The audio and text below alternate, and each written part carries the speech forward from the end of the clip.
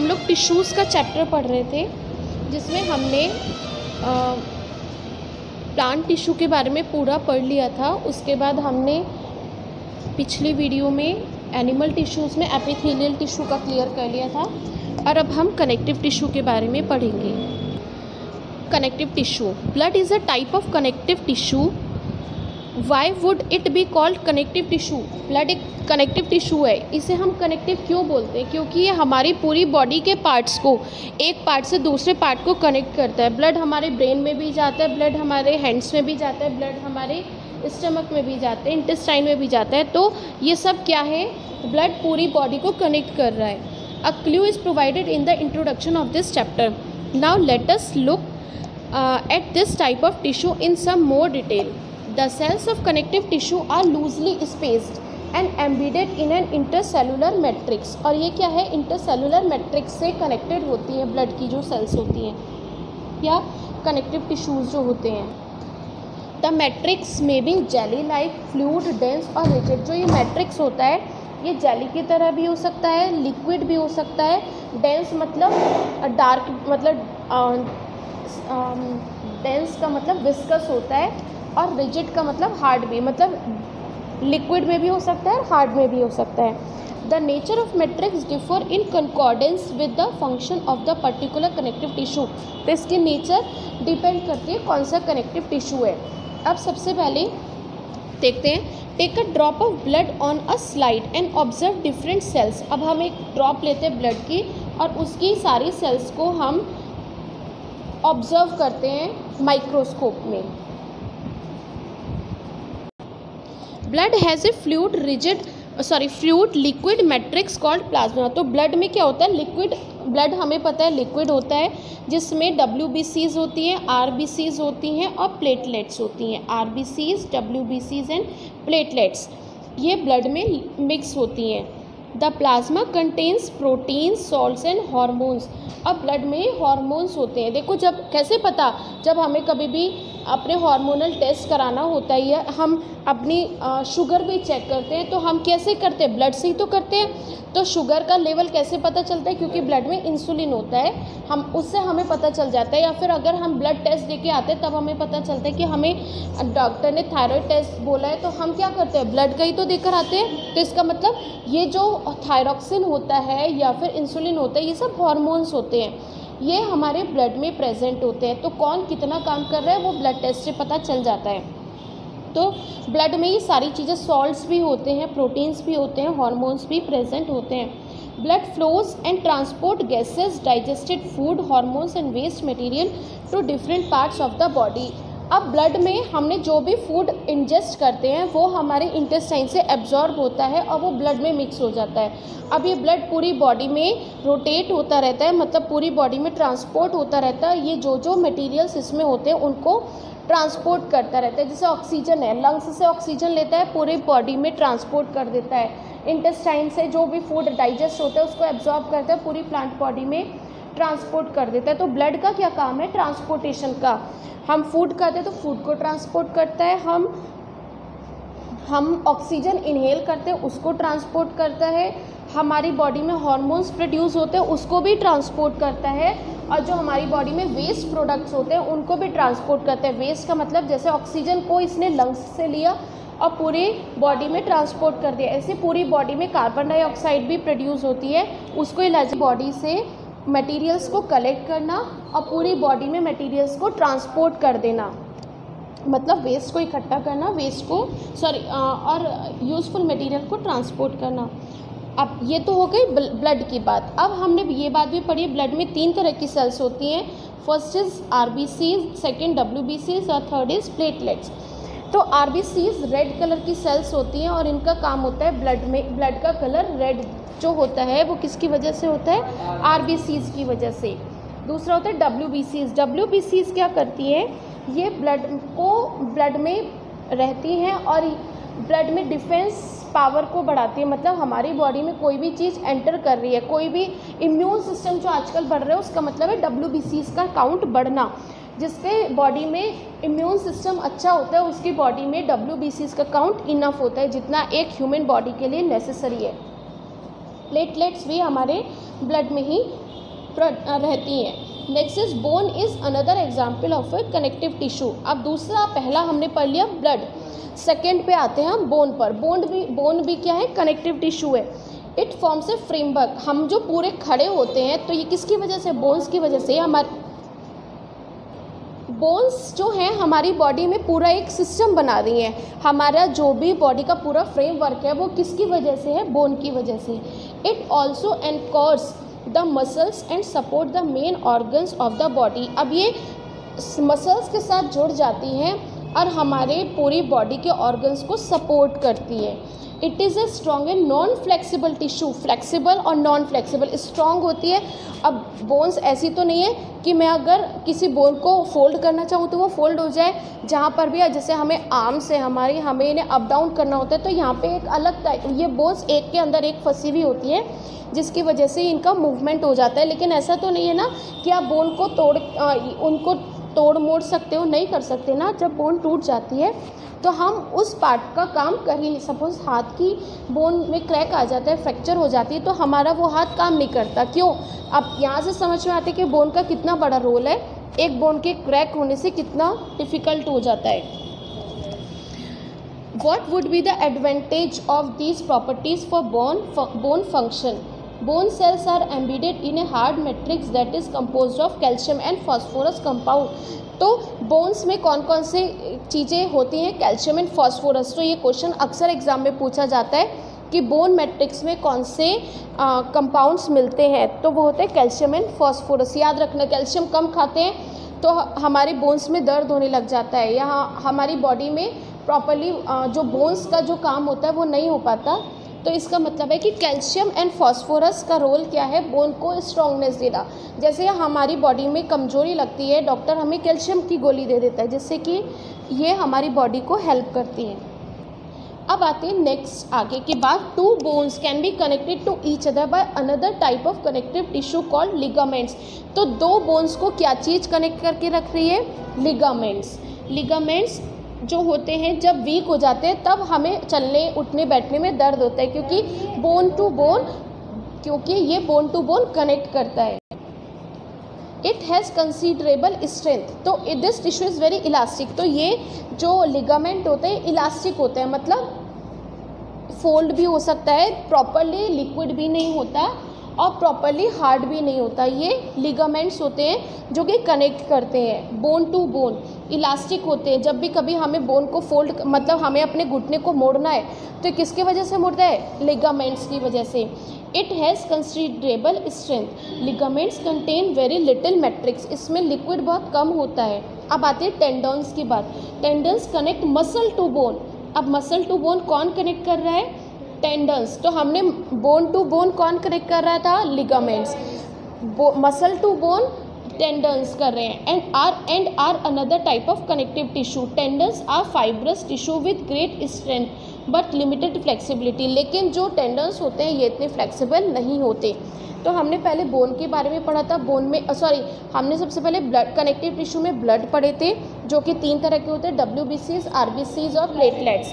उसके बाद हमने बोन के बारे में पढ़ा, तो जो बोन टू बोन कनेक्ट करता है वो होता है लिगामेंट्स, और जो बोन टू मसल कनेक्ट करता है वो कहलाते हैं tendons.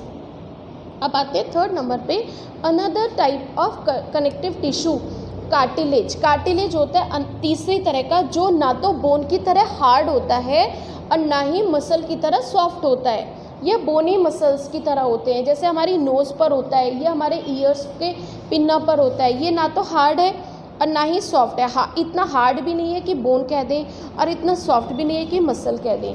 Another type of connective tissue, cartilage, has widely spaced cell. The solid matrix is composed of protein and sugar. Cartilage smoothen bone's surface at joint and is also present in nose, ear, trachea and larynx. Larynx मतलब जहाँ से हम इसको voice box भी बोलते हैं, जहाँ से हमारी वॉइस निकलती है। We can fold the cartilage of the ears. देखो हम कानों के जो हमारे ईयर्स में कार्टिलेज होते हैं इनको फोल्ड कर सकते हैं, but we can not bend the bones in our arms. तो आर्म्स जो होती हैं वहाँ पर बोन होती है, लेकिन ईयर्स में कार्टिलेज होती है, इसीलिए हम अपने ईयर्स को मोड़ पा रहे हैं लेकिन बोन्स को हम फोल्ड नहीं कर पाते। Think of how the two tissues are different. समझ में आ गया होगा कि बोन्स और कार्टिलेज में क्या डिफरेंस है। अब आता है areolar connective tissue is found between the skin and muscle. तो स्किन और मसल को जो ज्वाइन कर रहा है, अब हम कनेक्टिव टिश्यू की बात करें तो कनेक्ट ही करेंगे। तो हमारी स्किन को मसल से कौन कनेक्ट कर रहा है? Areolar connective tissue around blood vessels and nerves and in the bone marrow. It फिल्स the space inside the organ. ये क्या करता है? हमारे ऑर्गन्स के बीच में जो भी स्पेस होता है उसको किल करता है। मतलब दो ऑर्गन्स के बीच में जो भी स्पेस है या एक ऑर्गन के बीच में जो स्पेस होता है उसको फिल करता है and helps in repair the tissue. Internal organs को सपोर्ट देता है और टिश्यूज़ को रिपेयर करता है। अब है next, where are fats store in our body. Fats कहाँ पे स्टोर होते हैं? हम जो भी खाना खाते हैं उसमें फ़ैट होता है। अब ये फ़ैट हमारी बॉडी से बाहर नहीं निकल पाता और ये एडिपोज टिश्यूज़ में स्टोर हो जाता है। Fat storing adipose tissue is found below the skin and between the internal organs. तो स्किन के नीचे और इंटरनल ऑर्गन्स से आगे स्टोर होता है। The cells of this tissue are filled with fat globules. इससे फिल्ड होती हैं फैट ग्लोब्यूल से, मतलब फैट के मॉलिक्यूल्स जो हैं वो हमारे एडिपोज टिश्यू में जाके स्टोर हो जाते हैं। Storage of fats also lets it act as insulator. और इसीलिए जो जिनकी बॉडी पे ज़्यादा फैट होता है ये उसको इंसुलेट करते हैं। इंसुलेट का मतलब है कि हम जब फूड खाते हैं तो एनर्जी प्रोड्यूस होती है, ठीक है, ये तो पता है हमें। एनर्जी प्रोड्यूस होती है तो हीट भी इवॉल्व होती है और ये हीट हमारी बॉडी से बाहर निकलती है। लेकिन जो लोग बहुत थोड़े हैवी होते हैं उनकी बॉडी में एक लेयर फैट की भी होती है जो एडिपोज टिश्यू की फॉर्म में उनकी बॉडी में स्टोर हो जाते हैं। अब इसी वजह से इनकी बॉडी की हीट बाहर नहीं निकल पाती। और आप देखोगे जो लोग थोड़े हैवी होते हैं उनको पसीना बहुत आता है। क्यों? क्योंकि उनकी बॉडी की हीट बाहर नहीं निकल पाती, ठीक है। क्यों नहीं निकल पाती? क्योंकि फैट उनकी बॉडी में जम जाता है और फैट की वजह से ही उनकी बॉडी में जो इंसुलेटर की तरह काम करती है। मतलब फैट अंदर की हीट अंदर, बाहर की हीट बाहर। अब आता है muscular tissue.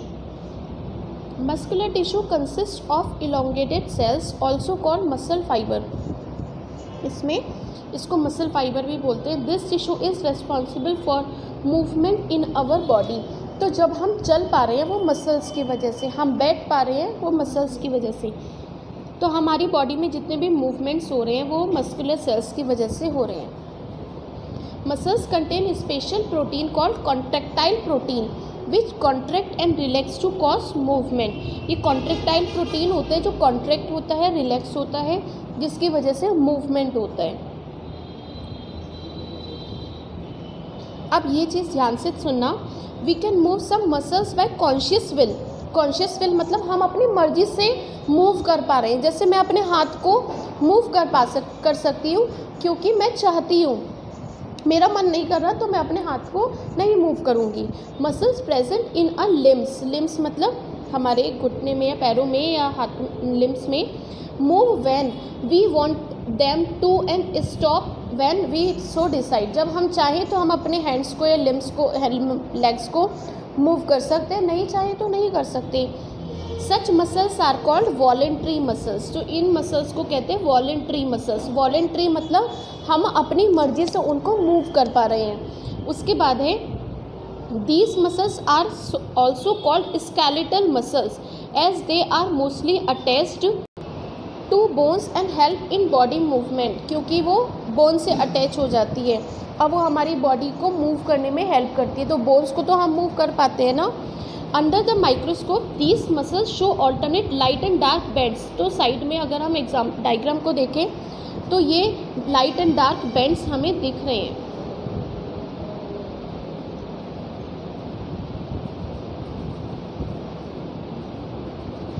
In the A diagram हमें बैंड्स दिख रहे हैं, कुछ लाइट है कुछ डार्क है।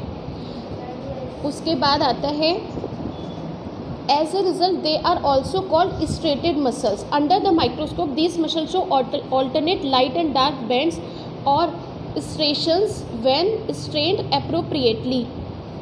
As a result, they are also called striated muscles. तो voluntary muscles भी बोलते हैं और striated muscles भी बोलते हैं। The cells of this tissue are long, cylindrical unbranched and multi nucleate. Multi nucleate मतलब कई सारे न्यूक्लियस होते हैं। तो इसमें आपको दिख रहा होगा कितने सारे न्यूक्लियस है, 1 2 3। अगर आप देखो तो 3 या 4 न्यूक्लियस आपको आराम से दिख रहे हैं। मल्टी न्यूक्लिएट जिसमें बहुत सारे न्यूक्लियस होते हैं। अब है next, the movement of food in the alimentary canal और the contraction and relaxation of blood vessels are involuntary movement. Voluntary हो गया जो हम अपनी मर्जी से कर रहे थे, और इनवॉलेंट्री इसका अपोजिट हो गया जो कि हम अपनी मर्जी से नहीं कर रहे। इनवॉलेंट्री मूवमेंट में आता है जैसे हमारा हार्ट है, वो हमारी मर्जी से काम तो नहीं कर रहा ना, वो तो लगातार कर रहा है। इसी तरह से हमने फूड खाया, अब वो फूड हमारे स्मॉल इंटेस्टाइन में जा रहा है, तो ऐसा तो नहीं है कि हमारा मन नहीं है तो वो फूड हमारी स्मॉल इंटेस्टाइन में नहीं जाएगा। जिस फूड को डाइजेस्ट होना है तो वो होगा ही होगा। ऐसे हमारा हार्ट अगर काम कर रहा है तो कर रहा है, हमारी किडनीज़ को अगर फिल्टर करना है हमारे ब्लड को तो वो करेगी। ऐसा नहीं है कि किडनीज़ वर्क नहीं करें। तो ये कहलाता है इनवॉलेंट्री मूवमेंट, जो कि हमारी मर्जी से नहीं हो रहा। आप ये नहीं कह सकते कि अपने हार्ट को कि रुक जा, अभी तुम बीटिंग रोक दो, तो ऐसा तो नहीं होता ना। हार्ट तो लगातार अपनी मर्जी से चलता है, अपनी मर्जी से ही वो रुकेगा। तो we can not really start them or stop them simply by wanting to do so. हम उन्हें ना तो स्टार्ट कर सकते हैं ना ही रोक सकते हैं, अगर हम नहीं चाहते या हम चाहते हैं तब। स्मूथ मसल्स, और इसको कहते हैं स्मूथ मसल्स और involuntary muscles. Such movements they are also found in iris of our eyes. हमारी आँखों पे भी आइरिस होती है हमारे आइज में, जो आप 10th में पढ़ोगे। आइरिस में भी प्रेजेंट होता है इन यूरेटर्स और इन ब्रोंकाई ऑफ द लंग्स। तो हमारे लंग्स भी में भी यही स्मूथ मसल ही प्रेजेंट होती है, ये involuntary muscles. The cells are long with pointed ends. Smooth muscle इनको बोलते हैं, और उसको स्ट्रेटेड मसल्स बोल रहे थे हम। तो स्मूथ मसल्स की जो सेल्स होती हैं वो लॉन्ग होती हैं। They are also called unstriated muscles. Why would they be called that? उन्हें स्ट्रेटेड मसल क्यों कहते हैं? क्योंकि वो स्मूथ नहीं हो, क्योंकि इनमें जैसे पहले स्ट्रेटेड मसल्स में लाइंस दिख रही थी, ऐसी लाइंस इसमें नहीं दिखती। अब आता है the muscles of the heart show rhythmic contraction and relaxation through out the life. अब हमारा हार्ट है, उसके मसल्स होल लाइफ कंटिन्यूसली वो रिदम उनमें होती रहती है, मतलब हमारा हार्ट पूरी लाइफ पंपिंग करता रहता है ब्लड की। These involuntary muscles are called cardiac muscle. तो जो मसल्स हमारे हार्ट से रिलेटेड होती है उन्हें हम बोलते हैं cardiac muscles. Heart muscle cells are cylindrical, branched and uninucleate. तो हार्ट के मसल्स भी यूनिन्यूक्लिएट होती है। Compare the structures of different types of muscles tissues. Note their shape, number of nuclei and position of nuclei within the cell. तो इनकी हम ये इन्होंने हमें टास्क दिया है, ये तो हमें खुद करना है। अगर हम सारे कनेक्टिव टिश्यूज़ को, ये सारी मसल्स को अगर हम बात करते हैं तो हमें पता चल जाएगा उससे कि कौन सी मसल या कौन सा टिश्यू कैसा है। अलग अलग टिश्यूज़ का हम डिफरेंट टाइप से उनका कंपैरिजन कर सकते हैं।